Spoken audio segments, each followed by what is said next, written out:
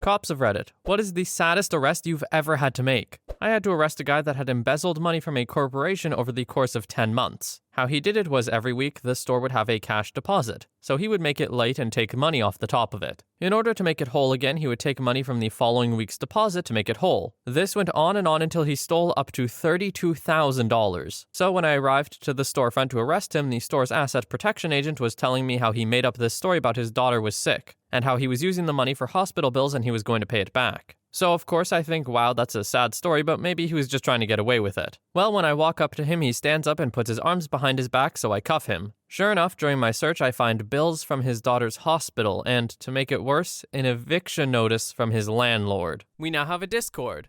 Check out the server in the link in the description. Story 2. It wasn't an arrest, but I still get sad thinking about it. There was this local elderly gentleman, probably in his 90s, who was no longer able to drive properly. He was in several accidents, car versus sign/walls, and was one incident away from having his license revoked. Well, one day we find his license plate embedded in a freshly dented car. Another officer and I went to his home to speak with him. From here on, I'll refer to the driver as Oscar. Oscar wasn't home, but we had a long conversation with his boyfriend. He told us all about his happy life with Oscar and how Oscar was the one in charge of bringing food home since he was the only one with a license. We went back to the PD after we were done talking. Oscar was already there when we arrived. Another officer had found him and was speaking to him. We watched as the officer carefully explained to Oscar that he was in a car accident, and I don't think I can properly explain the look of confusion on Oscar's face. He had no idea he hit another car, and he looked at the bent plate like it was from another world. At the end, the officer told Oscar he needed to give up his license. His hands shook like crazy the entire time. He tried to pull his license out of his wallet over and over, but he just couldn't get it out. The officer ended up doing it for him. In the end, the three of us just stared at each other for a while. Story 3. Not a police officer, but involved in the CPS system. Police were called to an apartment by a relative of the occupant. She could hear the two young children inside, but could not reach their mother, and the kids wouldn't open the door. Neighbors had reported the children were often left to play alone on the playground, sometimes for hours at a time. The police opened the door to find a 2-year-old and a 9-month-old home alone. The state of their diapers indicated they hadn't been changed in over 24 hours. There was no evidence of visible food that the 2-year-old had access to, and clearly nothing for the 9-month-old. There were cleaning chemicals that had been spilled in the bathroom. The children were put into protective care. The mother returned to the apartment 36 hours after the police intervened and was arrested.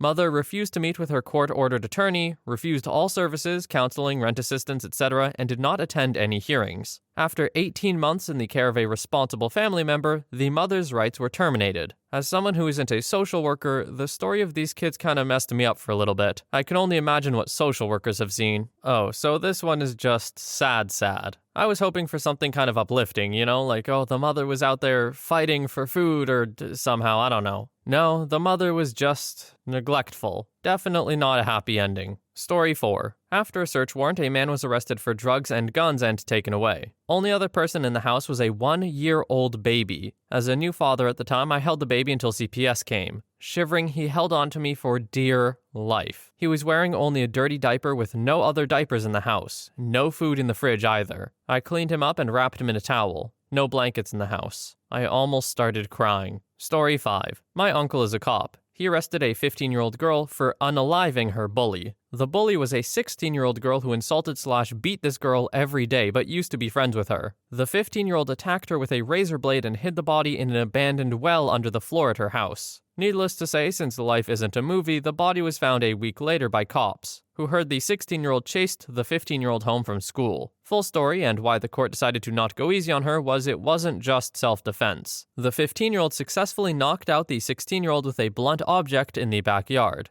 then dragged her to the basement, possibly in a tarp, and then, up to an hour later without calling 911, took a disposable razor from a toolbox and proceeded to stab the unconscious 16-year-old in the stomach a few times. Yeah, that's rough. Bullies suck, and I can see how a kid is driven to this, but what can you do? You can't exactly be like, oh, it wasn't premeditated, it was a spur-of-the-moment thing. When it takes over an hour, you kinda lose that part. Story 6. Was embedded with cops as a public radio producer 3 years ago, so I got to see a bunch of pretty sad arrests. The highlights. Guy got dumped by his girlfriend, so he called the cops and claimed that she wanted to unalive herself. They showed up and she had the choice of either being carted off to a hospital for a psych eval or being taken into protective custody. Woman cornered and beat the crap out of another woman in a 7-Eleven parking lot over the attention of a used car mechanic who hit on one of them while waiting in line at a Dollar Tree. Older guy, 50s, 60s, was arrested after showing up at an apartment and using one of his crutches to smash in a window to gain entry. Turns out he had been released from the local jail that afternoon. Tried to go back to his last apartment only to find other people living there, and then smashed the window out. His release papers were in his back pocket when he was searched.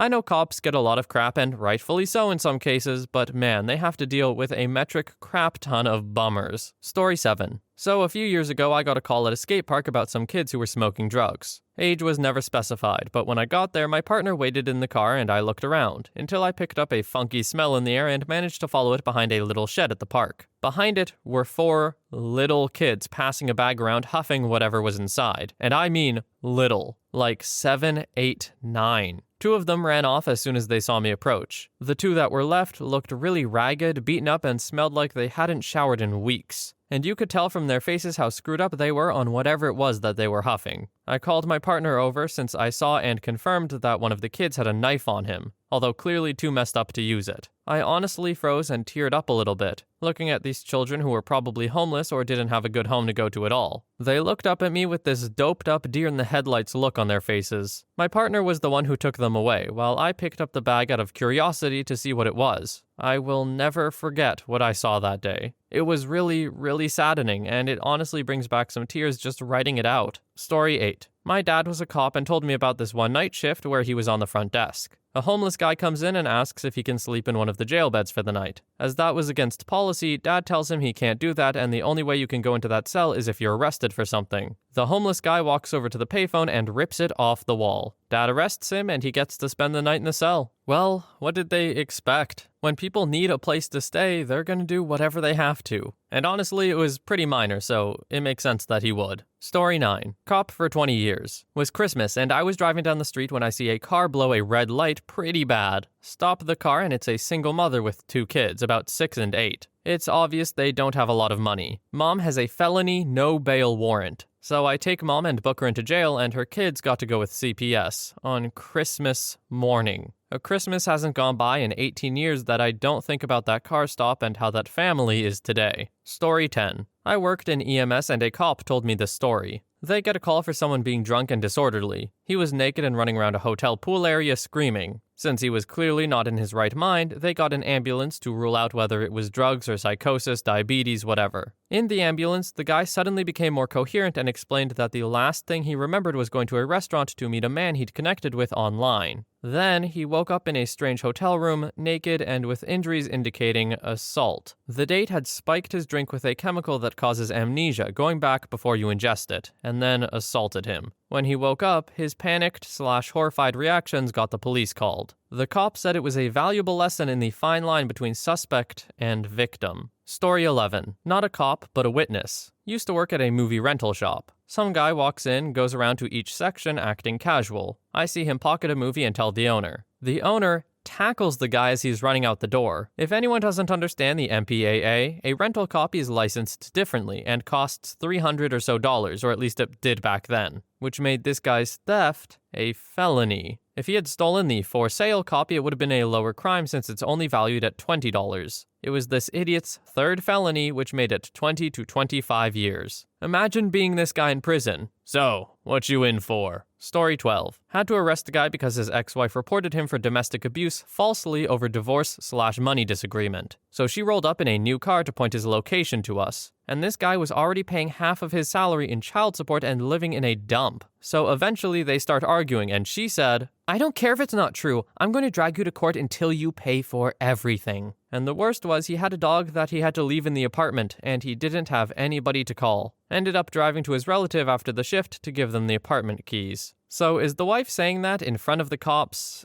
not just admitting that she's lying almost? Like, she doesn't paint it out, but saying, "I don't care if it's true, I'm gonna take everything." What? Should the people who hear that not be able to testify against her? Seems weird to me. Story 13. Not a cop, but used to work at a halfway house. This one felon was particularly nice. just was glad to be out of jail and back out in the world. He wasn't allowed any vacations or visits for 6 months, but got granted a vacation for Christmas who he wasn't able to see in over a year. He was anticipating this, so he was working his butt off to try and afford presents for his little girl, as most of his paycheck was going to the state. On Christmas Eve, we were doing checks on him, making sure he was at his house, and his little girl, 6 to 7, answered the phone. We asked if Bob was around, and she said no. He was at the casino. We had to call his parole officer and my boss, and they told us to go get him. He called back within probably 5 minutes and said that he was at the house the whole time. When we went to grab him, he said that his brother, named Rob, was the one at the casino and it was a misunderstanding. His brother Rob was there as well, and he showed me his receipts to show that it was in fact him. I tried to call my boss, but it was already too late. Bob clutched his daughter and started crying and said, "Sorry, I can't be around for Christmas Day to see all your presents,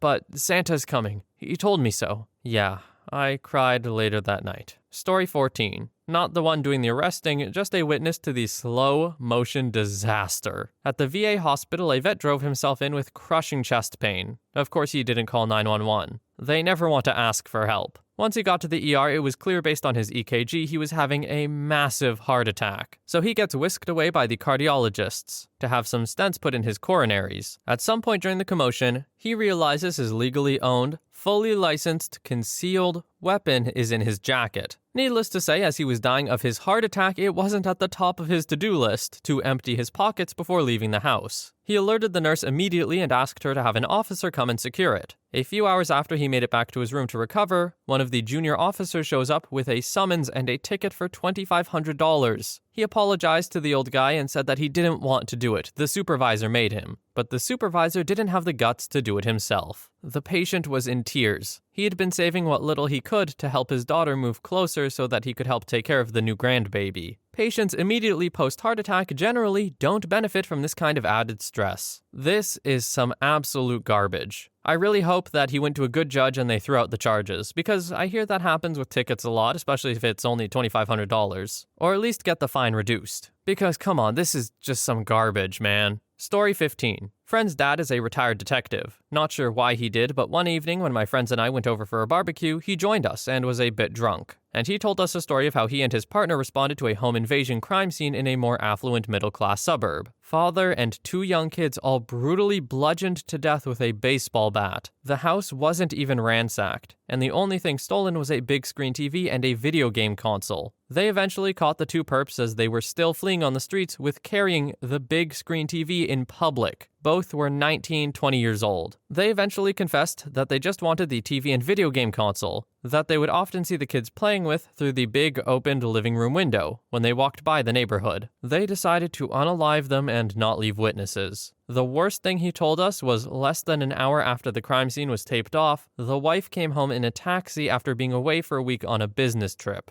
and she found crime scene tape, police cars, and coroner vehicles surrounding her house. Another worst part was, that was supposedly his last month on the job before retiring. Those kids had serious issues. Or I guess have serious issues. Those kinds of things don't go away. I think no matter what they say, at least one of them was in it for the unaliving. I think that's how these things tend to go. Unaliving 2 people to leave no witnesses is not exactly a crime of opportunity. Someone had to have wanted to do it. Story 16. I work at a juvenile detention facility. Basically, my place is like the county jail for 18 and under, sometimes up to 21. It's a shame when kids come in and have been beaten up by their parents or others. Even worse when they come in with no shoes or no shirt. Really sad when it's both, which is more frequent than I care to say. I'm sure it's pretty sad when a police officer has to go arrest a kid who has surely been beaten and neglected. Like, the kid had no chance, was never taught anything right, and it makes me really sad and really pissed. Story 17. I've been working with law enforcement off and on for over a decade, but was never a licensed peace officer. A police chief in a suburban town got a call from one of his rookies, who had responded to a call about a full-term fetus being found by the family dog in a burlap sack in the backyard. The teenagers of the house, who were brother and sister, had a child together, concealed the pregnancy, and immediately buried it after it was born, hiding all of this from the parents. When the dog found the buried fetus, the parents called the police. The rookie officer had to confirm that there was indeed a fetus in the sack, but couldn't. He called his chief, begging him to come and confirm. The chief did and took the teenagers to jail. It still haunts them both. Story 18. Work in social work, so not a cop, but reading other CPS comments brought up this memory I'll never forget. Worked in a program for children with mental health issues, and typically voluntary on part of families. But one time was on shift when a young boy, 8-ish, was brought directly to the program by a social worker and police officer after being removed from his home. I've seen horrible things, but this was by far one of the most devastating. The boy could not stop crying, and he was just asking what he had done wrong to be taken away. He fully placed the blame on himself in that moment. I can work in any number of stressful, sometimes traumatizing areas of social work or mental health, but in that moment, I knew I could never do that social worker's job. Each and every one of you, cops or not, doing the work in these comments, I appreciate you so much, each and every day. Story 19. I work in long-term care, and in this instance, I was a marketing rep for a memory care community in California. A woman came in wanting to discuss placement for her husband.